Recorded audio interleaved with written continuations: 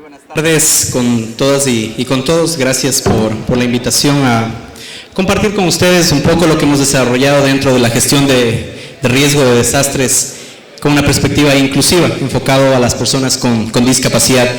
Rápidamente comentarles lo que la Vicepresidencia de la República ha desarrollado en estos 4 años en materia de discapacidad. Tuvimos la oportunidad de hacer un estudio biopsicosocial clínico genético de las personas con discapacidad, georreferenciar alrededor de 300,000 personas y con este proceso haber atendido en lo que se refiere a entrega de ayudas técnicas, construcción de vivienda accesible y que suma básicamente un total de alrededor de 300,000 beneficiarios. Con este proceso hemos trabajado también en temas de prevención, hemos desarrollado amplia política pública desde la Ley Orgánica de Discapacidades, entre otros elementos. Este programa justamente fue realizado en el marco de lo que nosotros llamamos la misión solidaria Manuela Espejo.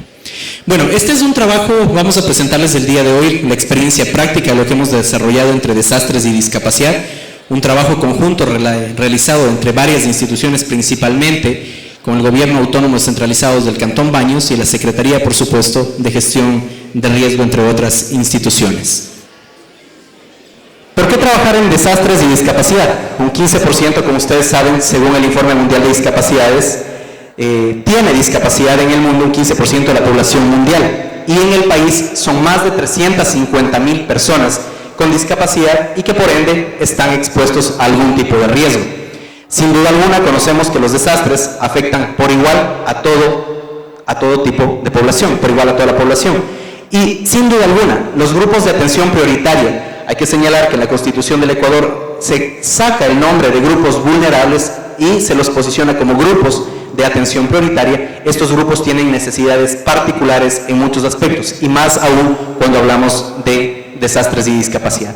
Y por supuesto, sin duda alguna, el impacto es mayor para este grupo poblacional. Ya lo demostró cuál era la tasa de letalidad que ocurrió en el último terremoto de Japón. En cuanto a la tasa de letalidad, fue 2 veces superior al resto de la población en personas con discapacidad. Lo que se refiere a grupos de atención prioritaria, si tomamos los diferentes momentos en lo que se refiere al proceso de la gestión de riesgo de desastres, desde el análisis a la recuperación, sabemos que sin duda alguna nunca son parte o no han sido generalmente parte de la planificación. Y hemos considerado y lo hemos dicho que la mayor amenaza para las personas con discapacidad es su invisibilización, el que no se sepa dónde están, quiénes son y qué necesitan particularmente. Y sin duda alguna en el proceso de reducción tampoco son parte de estos elementos. Y en la respuesta propiamente dicho, en la preparación y respuesta propiamente dicha, no se consideran sus necesidades, existe deficiente comunicación e información hacia las personas, y es que las barreras de comunicación e información a través de los medios no siempre es de esta forma. Y sin duda alguna no se toman en cuenta sus particularidades para la evacuación, como por ejemplo las técnicas que se deben usar para evacuar a personas con discapacidad física o los elementos de comunicación e información que tienen que emplearse en el momento mismo de la evacuación para personas sordas o para personas ciegas. No existe entrenamiento al respecto. Y sin duda alguna ustedes conocen que los albergues o refugios ni en su infraestructura ni en su funcionalidad tienen las características o no son accesibles, no son inclusivos. Y en los procesos de recuperación, sin duda alguna, no son parte de este plan, no son parte de los procesos de recuperación, simplemente no pueden acceder a ellos y sin duda alguna les tomará siempre mucho más tiempo. Recuerden la encuesta mundial de las Naciones Unidas del año anterior, donde se señala que el 20% de las personas con discapacidad, primero de que las personas con discapacidad, no importa dónde, no han sido parte del proceso de la gestión de riesgo, no han sido parte del proceso de la gestión de riesgo, y que el 20% de estas personas, solamente el 20% podría evacuar en caso de un evento adverso, y que aún teniendo el tiempo, ese 20% solamente subiría hasta el 38%, pero de los datos alarmantes se señala de que el 6% no podría evacuar. Pero si tuvieran el tiempo necesario, ese 6% solamente se habría reducido al 4%, es decir, 4 personas de cada 100, independientemente de lo que ocurra, independientemente del tiempo, no van a poder movilizarse. Un proyecto piloto, ¿por qué razón? Porque cuando empezamos a trabajar en este proceso el año anterior, justamente alrededor de un trabajo que realizábamos con Daniel Arteaga, y con Rodi Camino, Alejandro Santander en la OPS, habíamos evidenciado que es muy poca la información práctica que existe al respecto. Hay alguna evidencia documentada, pero casos prácticos, casos reales sobre los cuales nos podamos pasar y sin duda alguna bajarlos a la realidad nacional, realmente muy pocos. Y es que sí, existen algunas herramientas en cuanto a gestión de riesgo, pero estas lamentablemente no son inclusivas. Y sin duda alguna no hay capacidades instaladas dentro de los organismos, ¿sí? Y disponibles, por supuesto, para las personas con discapacidad. ¿Qué nos propusimos entonces? Trabajar en una comunidad de alto riesgo, la comunidad de Baños de Agua Santa, la ciudad de Baños de Agua Santa, que está expuesta a una amenaza permanente, que es el volcán Tungurahua desde hace muchos años atrás, un volcán que está en proceso eruptivo y es una constante amenaza. Fortalecer las capacidades de los organismos de respuesta. Y sin duda alguna que la comunidad de Baños tiene un fortalecimiento importante, pero lamentablemente el tema de discapacidad nunca fue o no ha sido tomado en cuenta. Pero quizás el punto más importante fue fortalecer la capacidad de las familias con las personas con discapacidad, fortalecer la autonomía de las personas con discapacidad para hacer frente a un evento adverso. Y por supuesto, dentro de este proceso hemos diseñado una metodología de trabajo y algunos instrumentos que de igual manera lo estamos trabajando. Ustedes conocen, para quienes no, Baños es una de las ciudades más turísticas del Ecuador, justamente por sus atractivos naturales, y el volcán Tungurahua es una población que tiene alrededor de 14.000 personas en su zona urbana y 33 barrios. ¿Cuáles son las actividades que realizamos? Primero, y el primer paso que consideramos en este proceso de discapacidad y desastres, de gestión de riesgo de desastres, tiene que ser sin duda alguna la visibilización de las personas con discapacidad. Entonces, lo que desarrollamos fundamentalmente, saber dónde están, quiénes son, qué eran y qué necesitaban, pero sin duda alguna, cuáles eran las particularidades que tenían cada una de esas personas y de sus familias. Información sobre la vivienda, estas viviendas son accesibles, no son accesibles, tienen algunas consideraciones o algunas dificultades en el momento de una evacuación. ¿Cuáles son las características de movilidad? Quizás la movilidad en este proceso es una de las mayores experiencias y mayores enseñanzas que hemos tenido sobre cuál es la capacidad de movilidad de cada una de estas familias. Y sin duda alguna también conocer cuál es el conocimiento sobre desastres, la localización de vivienda en razón de la zona de riesgo donde se encuentra y por supuesto también la georreferenciación. Es decir, encontramos a 192 personas con discapacidad, en donde la discapacidad física tiene un 54%, si hablamos en relación de los otros grupos, la discapacidad intelectual le sigue, pero lo importante de esto es que este 54% de personas con discapacidad física, el 50% de ellos no se pueden movilizar por sus propios medios. Y si hablamos en relación a la discapacidad intelectual, que le sigue el 33%, sin duda alguna existen dificultades a la hora de la transmisión de información o de la comprensión de la información. Entonces, si nosotros le sumamos la discapacidad intelectual, la visual y la auditiva, discapacidades de tipo sensorial, a la hora de transmitir o querer informar o comunicar, sin duda alguna nos vemos con un severo problema. 146 personas con algún tipo de discapacidad viven acompañadas, ¿sí? Pero 46 personas con discapacidad viven totalmente solos. Y como les decía, una de las enseñanzas importantes está alrededor de la movilidad, donde 100 personas con discapacidad, solamente 100, es decir, la mitad de este grupo puede movilizarse por sus propios medios. Estamos hablando entonces que el 50% de la población identificada en Baños no podría movilizarse por su cuenta, por algunas circunstancias, no solamente porque pueden movilizarse con dificultad o porque necesitan ayuda de terceros.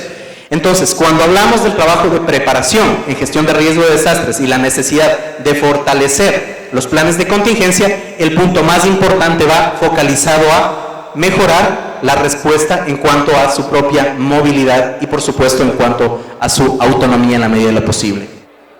Este es el volcán de Baños de Agua Santa. Nosotros tenemos georreferenciadas la mayor parte de personas con discapacidad en el país. Se realizó una actualización de la georreferenciación en esta localidad, en donde 16 familias de personas con discapacidad viven en zonas de alto riesgo. De estas, el 50% sin capacidad de movilización, el 80 familias en comunidad en zonas de mediano riesgo, de igual manera con alrededor de un 40% que no podrían movilizarse, y alrededor de 96 familias en zonas de bajo riesgo. ¿Qué es lo que se desarrolló entonces? Un plan de contingencia implementado, no el plan tradicional en donde se realizan las convocatorias a las personas con discapacidad para que sean parte del plan. Eso no funciona. Es decir, un proceso de convocatoria para que sean parte de la construcción participativa, por muy buena intención de la convocatoria, pero eso no tiene resultado.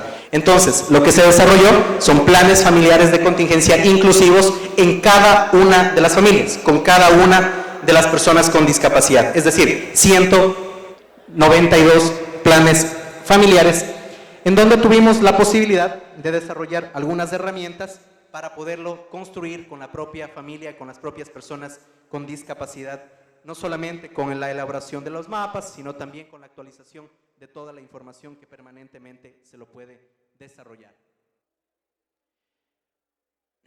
En la ciudad de Baños, lógicamente, ha venido trabajando en un proceso interesante por más de 15 años. Sin duda alguna existe un plan de contingencia. Se revisó ese plan de contingencia con la Secretaría de Gestión de Riesgo y las entidades locales. Era claro lo que íbamos a encontrar, sin ningún elemento relacionado a grupos de atención prioritaria, particularmente discapacidad, y es por esa razón que realizamos un plan de contingencia inclusivo, un anexo que ha sido incorporado a ese plan, en donde está la ubicación exacta de las personas con discapacidad, el tipo, la afectación para la movilidad que tienen cada una de ellas, y por supuesto las acciones de respuesta principalmente en el ámbito familiar y de los organismos. Y este proceso ha sido validado a través de un ejercicio de simulación, pero la simulación que se la realizó realmente, la más importante, fue la que se desarrolló en cada uno de los hogares y luego posteriormente, si lo queremos ver de otra forma, los simulacros realizados, los 192 simulacros realizados con cada una de las personas. Pero también hay uno de los aspectos más importantes y es la invisibilización de las personas con discapacidad, uno de los grandes retos que hay que enfrentar. Romper las barreras de la comunicación y la información es mucho más quizás importante.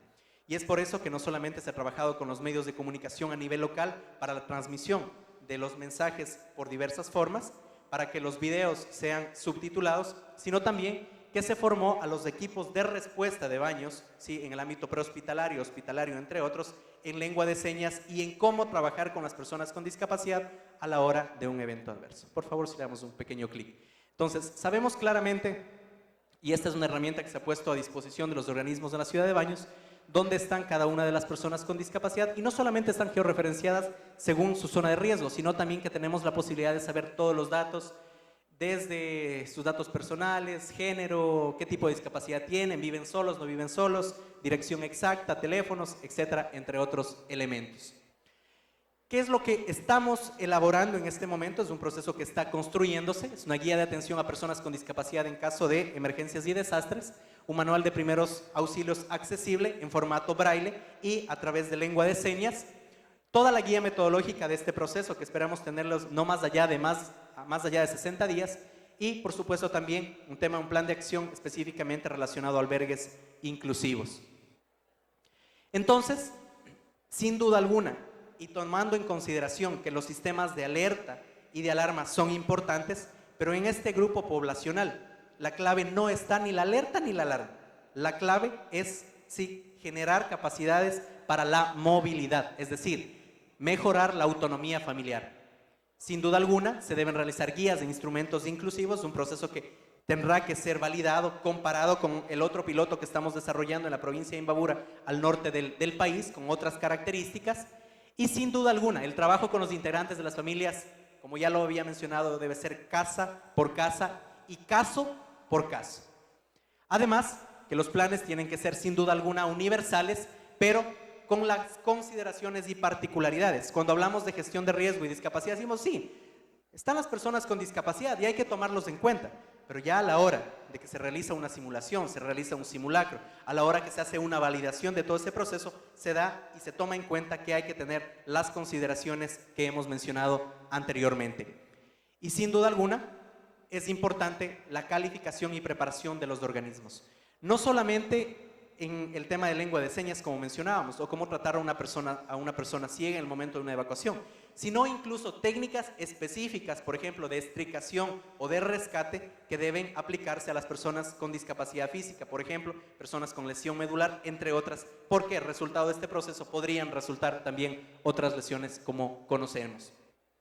Entonces, para resumir, hay que trabajar muchísimo en la autonomía, generar, por supuesto, una cultura de prevención y preparación fundamentalmente con el enfoque que hemos señalado, y además vamos a, creo que será una de las interesantes experiencias en los próximos meses, dado que estamos implementando la estrategia de rehabilitación basada en la comunidad en 90 de los 140 distritos del país, que sea uno de los mecanismos justamente para fortalecer este proceso.